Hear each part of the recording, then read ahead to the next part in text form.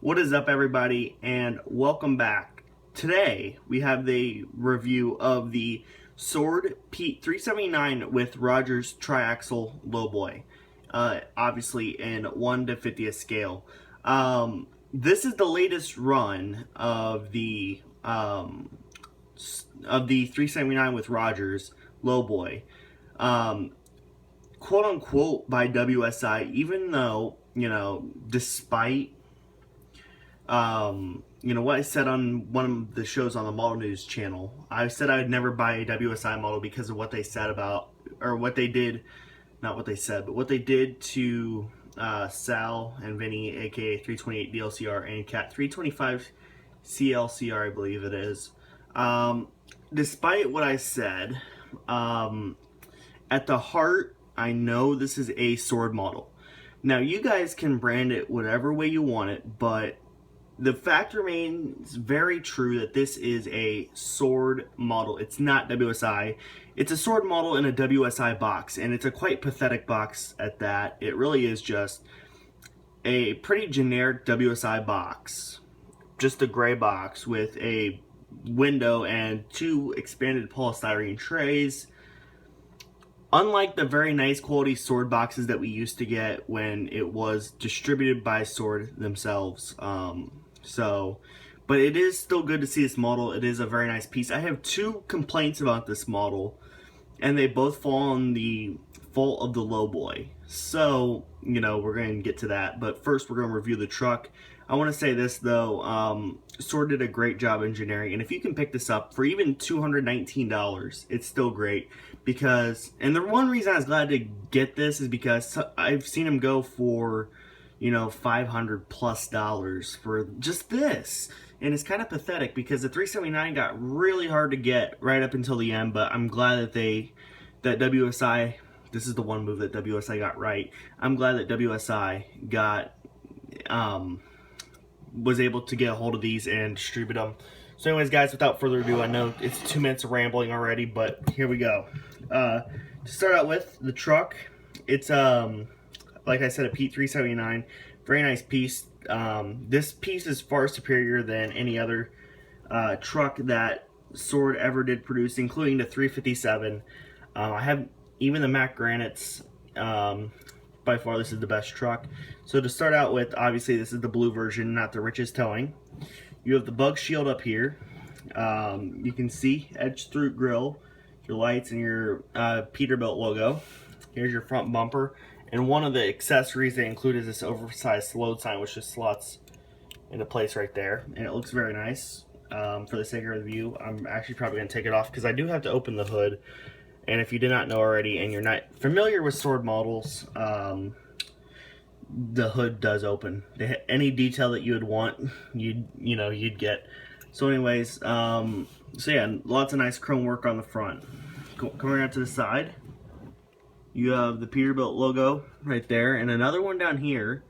Your air tanks on both sides. Like I said, the hood does open. It's actually a little bit harder to open compared to the 379, which is good. And there you can see the engine. And there you can plainly see that the engine, or the grill at the front, I should say, is actually edged out. One big improvement is the wheels do not actually kick up the hood like it does on the 357. So there you can see. It looks very nice in the turning radius. And all the mud flaps on this model are, as expected, rubber. If you are very familiar with sword models, this is no surprise. As always, the doors do open. Now the mirrors you do actually have to put on yourself. There you can see they open quite a bit. Actually, just look at the mirrors, how far. That actually kind of looks kind of goofy, but the mirrors do have a reflective surface on them. And there you can see unsightly hinge right there, but that's nothing important. The seats do have air ride suspension, and as always, Sword does include the typical TWH/Sword pick. And they do have air ride suspension, and you can see the pick got caught up there. So yeah, it does have dual exhaust, and I'll show you the underneath. Up top, you got your air horns, and you got your beacon lights, which I don't even see what is wrong with them, because, like, I know it may not look like it much, but this one's actually bent back, and this one's bent forward and off to the side, so it looks very weird. So I guess maybe a WSI issue. Again, dual exhausts. You can see your headache rack with all the chains, and these are actually loose chains. I'm sorry about the lighting thing. I'm trying to, as you can tell in my recent videos, I have updated my little set here. And you have all the lines, and they are a flexible spring-like thing, as you can see there. Very nice. And you got like some simulated tools, which are very thin on the headache rack, and then you can see your lights. And you got diamond plating on the headache rack and also on the fenders, which really does make this truck really nice. One added detail, if I can get the lines out of the way, is that underneath this box right here, and again, sorry about the lighting issue, you can see these two screws here, and that's so you can lift up the drop axle or lower it or whatever. It's just you move these two tabs right here. As you can see, it's in the down position because I prefer it in the down position actually. As you can see, it could lift it up. And more diamond plating on this box. And I actually may not put it back on I'm not gonna put it back on. It's just gonna take too much time. I'm trying to keep it brief, but there's so much to go over. You got an actual tarp, actually rubber banded or banded onto this piece right here. I'm not the most knowledgeable about trucks, so you know, you'd have to consult my friend Heavy Hauler Tyler there, the asshole from Canada. You know, so yeah, and he's not really an asshole, he's a really cool guy. But there you can see where the exhausts meet up, and then there you can see the suspension on the back right there. They are spring-loaded suspension. As you can see, they do make a little bit of a noise, but no biggie. And it looks just sick in blue. It really does. Now, one good thing is the Lowboy actually matches, and this is probably the part of the model that actually kind of doesn't. It's sort of a takeaway. Let me put it that. Now, there is some nice features and all that to it, but as you can see, it's in the same blue. If the camera will focus, it's in the same blue as the truck. You got some nice board, deck board detailing, and here you can see the ribs. Again, I'm not the most knowledgeable about Lowboys and stuff. That would be my friend Griffin. Anyways, here's the gooseneck, and now this is where one of my complaints comes into play. I'm not a big fan of how the gooseneck attaches, because it is a plastic part, which, you know, would probably obviously wear out over time. Which there you can see there, it's a clip, and it's kind of troublesome to get in. There you can see there, the ramps do fold down. So if you want to put a machine on the Lowboy, you know, obviously make it a lot easier. And here's all your electrical lines. They would attach. Okay, so here's how this works. Right here, the electrical lines and all that running from the truck would attach into here, and then you would attach this to the gooseneck, and it would transfer the electrical signals and all that other good stuff to the back of the trailer. So yeah, now then, you got your machine, you want to load it up and all that. I know this is probably not the best review ever. So now, screw the machine. That was an NZG Cat 416C backhoe. And for the sake of Diecast Emporium, I got it from Buffalo Road Imports. That's sort of an ongoing little thing, but you pretty much just go right here and just snap it into place. You'll hear a snap. Well, first off, I gotta get these annoying ass hydraulic lines out of the way. By the way, guys, don't do that to your model. I'm sorry. And there you can hear it snap into place, and then, yeah. Simple as that. And there you can see snapped in at the bottom. And it is controlled by cylinders up at the top, and they are actually functioning cylinders, as you can see. Nice detail there. And there you can see the Rodgers, the no foot logo, and then some warning, and then some nice DOT striping all along the way. There's your kingpin right there. Oh, by the way, I forgot to mention on the truck, your fifth wheel does have this. It is a nice little locking feature. May not be the most sightliest and accurate thing to the real thing, but it's still very nice working. So yeah, going to this side, we're going to take a look at the gooseneck, because obviously there's some variations. This is where this right here is where your electrical lines would plug in, and then here's a little crank right here. Now then, your outriggers, I believe is what they call them. You can get this one. I like the first gear one. They do include extra boards. They include 2 for each side, and you just put them into place. They're not the most solid pieces ever, but they look good nonetheless, as you can see. And again, they do supply them for each side. There's one right there. The extenders is pretty much the other complaint. When you do not have the deck extenders, it gets very annoying to put them back into place.